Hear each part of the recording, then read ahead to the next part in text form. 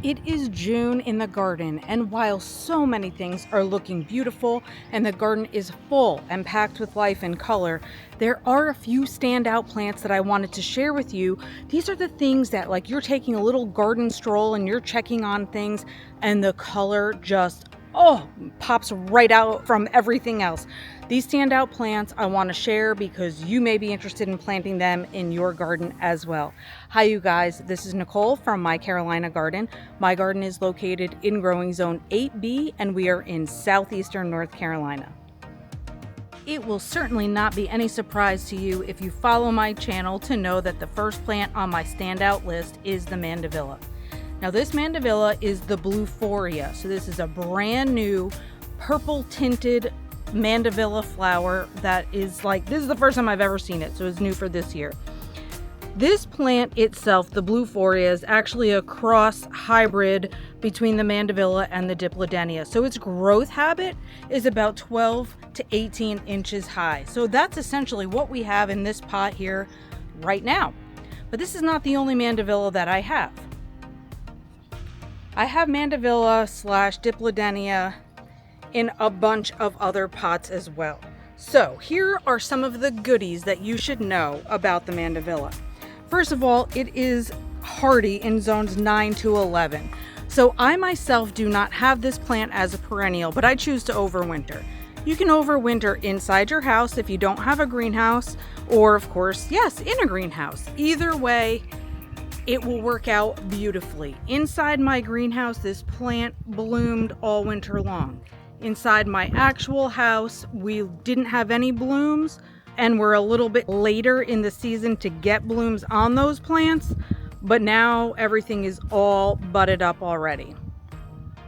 Now, if you do have a mandevilla that's actually a full-on mandevilla and you want to put it onto a trellis, they can actually grow 6 to 10 feet in one season as long as they have that support. It is absolutely crazy. So it is thriving because it loves the warm weather. And you want to know what? It is so heat tolerant, as I kind of just hinted at, but it is drought tolerant as well. These plants up here inside my waterfall are not attached to my irrigation, and they just bloom continually.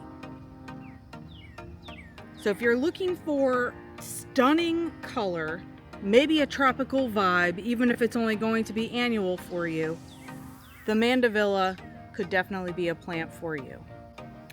This gorgeous mandevilla does like sun, so full sun to part sun, and try to water regularly if you can. But again, if you don't have irrigation, mine is doing just fine. In fact, it's a plant that I choose for my window boxes as well because they are not set up on any sort of irrigation and they bloom beautifully throughout the entire season. So I cannot say enough good things about this plant. It does come in various colors, so you can get white, yellow, pink, red, or now purple. I have had people say, how the heck do you get your Dipladenia / mandevilla to be so full and amazing? And I don't really have an answer to that question because I don't feel like I do anything special. I do fertilize with Miracle Grow or any water soluble fertilizer every single week throughout the growing season. Maybe that has something to do with it, but besides that, I really do not do anything extra special to get these plants looking so great. They just are naturally great. And just one other fabulous feature of these plants is they are pretty pest resistant. So I do not have insect problems on these plants. Occasionally, if I get some aphids, maybe that is something that comes and goes quickly, but not enough that has ever destroyed my plant. Spider mites could also be a potential on these flowers, so just look out for those in case spider mites are a problem in your area. But largely, we are not talking about the pest control that we have to do on some of our other flowers. So once again, just another fabulous feature. The next plant on my list is Coreopsis. Now, as we're walking into the Garden of Misfit Toys, you can see why Coreopsis would be on this list, because it is a gorgeous pop of bright color and sunshine over here. So Coreopsis does come in various varieties. This one is the sun-kissed coreopsis and is hardy zones 4 to 9. So the hardiness zones can vary depending on which one you have. But oh my gosh, do you see? The gorgeousness of this plant is the shape of the edges, almost a sort of scalloped design. And then of course the red centers in here almost like a dark burgundy or Indian red. Oh man, I love it.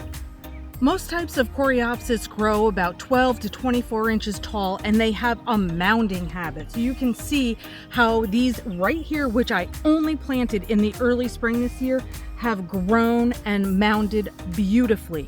Now the trick to coreopsis is to just make sure that you keep it deadheaded, because deadheading is going to ensure that it continues to bloom. And just look carefully at your plant when you're going to deadhead, because for example, here I have a deadhead that needs to be taken off, and then I have a fresh bloom that's about to start. So you don't want to just grab a whole bunch of things and try to clip at once, because you might be clipping off some new blooms as well. So once again, down here I have a new fresh bloom that's starting, and then of course I have some spent blooms up at the top that are ready to rock and roll. Once this plant is established, it is very drought tolerant. So talk about a hands-off kind of plant for gardeners that don't want a lot of maintenance on something. Another thing is they are quite resistant to a lot of the common pests that we see in the garden, which is so fabulous. I did a whole video about bugs and things that were attacking my beautiful plants. Well, the coreopsis is quite resistant, as I said, so that's just another little bonus. So these gorgeous babies tolerate poor soil, which is also great for some of us who have that concern. They love sun, and they bloom non-stop from spring and all the way through summer. And finally, I could not leave out lantana. I have a couple of lantanas that, even though it says they're perennial zones 9 to 11 and I'm in zone 8B, I do have lantana as perennials. So this one is the ham and eggs, which I just always love to point out because the color combo is so sweet. So the lantana is great because it's a pollinator attractor, so that's one of its benefits. Also, it thrives in heat, humidity, and poor soil. So you're like, oh my gosh, why wouldn't I want the lantana in my life?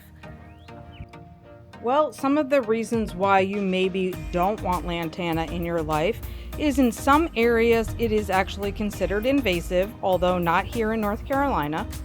Also, it is a skin irritant, so if you do have sensitive skin, make sure if you're pruning or taking care of this in any way that you wear gloves or proper protection. It can also be toxic to pets. So if you do have pets that nibble on your plants, those would be reasons why you wouldn't want it. However, more reasons why you would want this beautiful shrub. It comes in many different colors. You can get various pops of beautiful saturated color inside of this lantana. It grows large if you want it to. This one behind me, this beautiful shrub, starts blooming in the early spring and it doesn't stop blooming until frost. So it is a long-lasting bloomer. The size of this, both of mine are shrub-like. You can also get trailing varieties or ones that just do little mounds. So it does have a lot of versatility in that way as well. So we have lots of plentiful blooms. We're attracting pollinators, and the blooms last for a super duper long time. This is one of my main color features that I have leading up to my front porch. So I show it in a lot of videos because between that right here and the Dipladenia that is in the pot right here, so my first and third on my list plants that greet people right up to my front porch. Oh my gosh, they're both such amazing performers. Hopefully this gave you a little bit of inspiration or maybe some ideas of what sort of long blooming flowers or fabulous performers you can add into your garden as well. Please subscribe to the channel if you haven't already done so, and definitely follow me on social media for some more real-time updates as to how things are unfolding. Thank you guys for watching, and as always, happy planting.